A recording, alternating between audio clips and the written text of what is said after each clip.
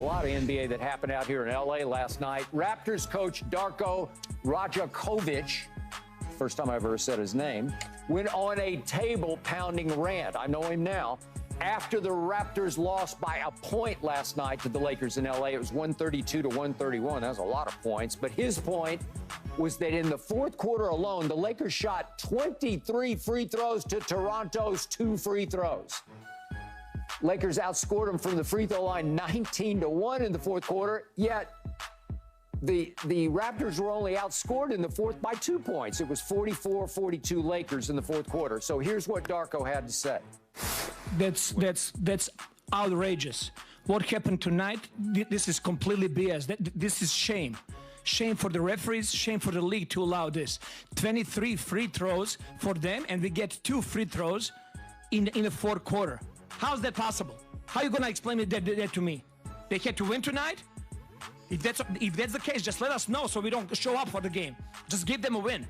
But that was not fair tonight. Whoa, Darko, calm down. Okay, so he definitely has a point, yet lately the Lakers have been the ones complaining to the league office that LeBron rarely gets the calls he deserves. And the irony last night was that in the fourth quarter, LeBron shot 0 free throws for the Lakers, who shot 23. Okay, so Richard, you being lifelong diehard Lakers fan, did the Raptors get a raw deal in the fourth quarter?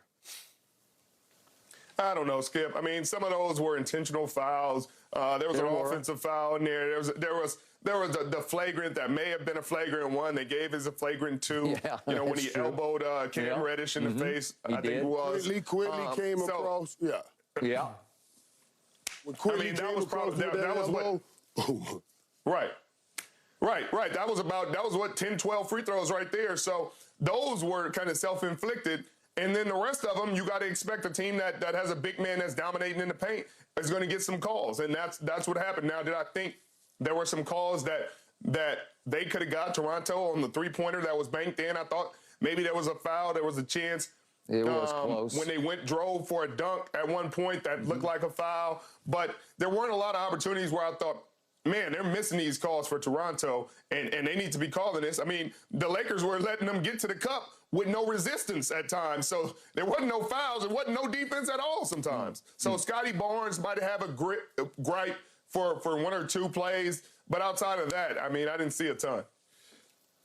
Yeah, my first thought was, when I listened to him in the rant, I said, oh, that's going to be finable.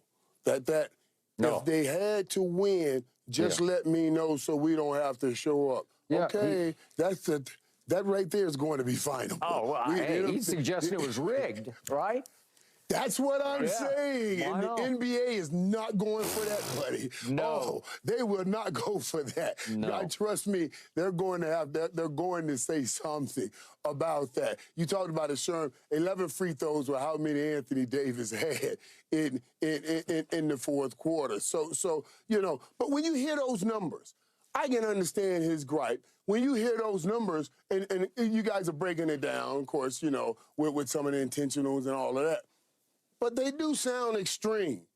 They sound extreme and like, whoa, something had to go fishy here. Something had to get funny here in that kind of situation. But, Skip, you talked about it. You know, he talked about, hey, if we need a star, Scotty Barnes one of the stars. He's a face of the league. No. What he's saying, yeah. That guy on the other side over there. LeBron, the AD, those are face of the league guys. Those guys over there. You guys are not. No. Scotty Barnes is not face of the league kind of guy. You know what I'm saying? Good player, good young player, but not face of the league kind of guy right now. So I see it. I said, man, I don't know if I'm saying they were cheating or anything like that. I don't think that was his situation. I also thought about this, guys, because I know we're talking about Draymond Green. I said to myself, I wonder even if Draymond Green did that same thing Quilly just did, are we going to see, because nobody said that was intentional when Quilly did it last night when he hit Cam Reddish. It's just a thought that went through my head because now since he's back, Draymond Green back, if one of those kind of situations, are we going to call that unintentional, that kind of situation? That's what I thought about. I don't think this was purposeful. I just think it fell out that way. Okay.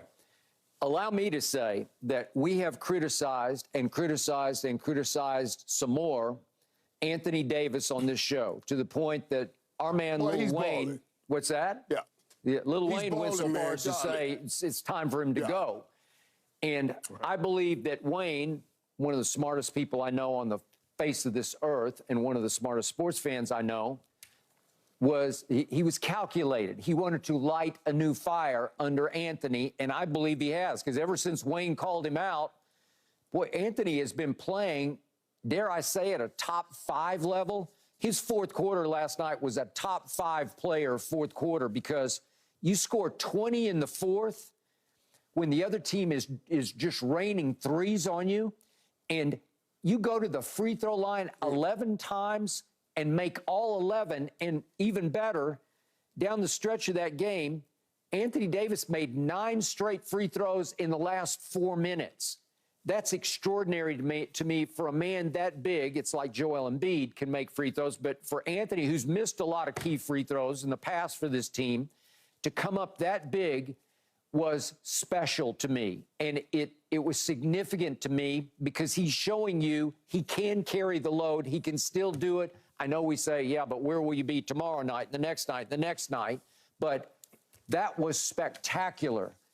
And remember, it's 132 to 131, so nobody's playing much defense here. And the Lakers still, I've seen him clamp down on the Clippers, and I saw him clamp down on Indiana in that Cup final, but they weren't playing any defense last night.